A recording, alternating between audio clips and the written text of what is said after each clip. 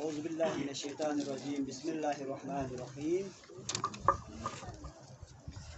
شروع اللہ کے نام سے جو دلوں کے بید خوب جانتا ہے۔ بتا رہی ہے یہ تاریخ ظلم کی شوکت، بتا رہی ہے یہ تاریخ ظلم کی شوکت، وطن کی آن پہ حملہ یزید کرتا ہے۔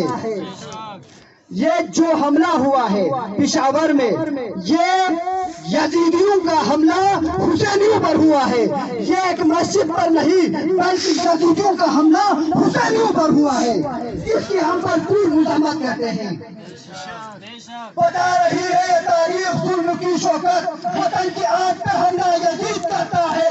وہ کربلا ہو پشاور ہو فیصلہ ہے یہی، وہ کربلا ہو پشاور ہو فیصلہ ہے یہی، وہ شمر ہے جو نمازی شہید کرتا ہے۔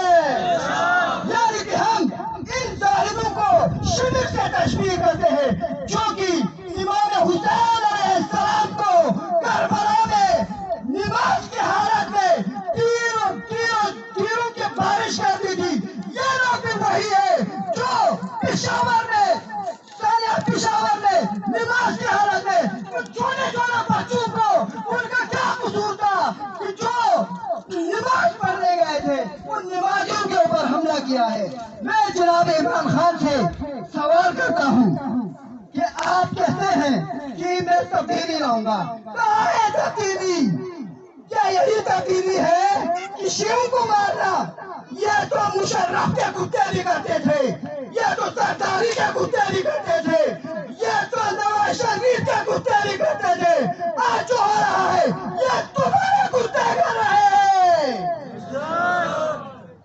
کس کو مرواؤ گے؟ یہ ساری قوم حسینی ہے، کس کو مرواؤ گے؟ یہ ساری قوم حسینی ہے۔ یہ کس کا لہو یہ کون بھرا؟ غدار حکومت بول رہا، یہ کس کا لہو یہ کون بھرا؟ غدار حکومت بول رہا۔ ہم پرامن قوم ہیں اور پرامن رہیں گے، اس وقت تک رہیں گے جب تک ہمارے قائدین ہمارے مجتہدین ہمیں حکم دیتے ہیں، اس وقت تک ہم پرامن رہیں گے۔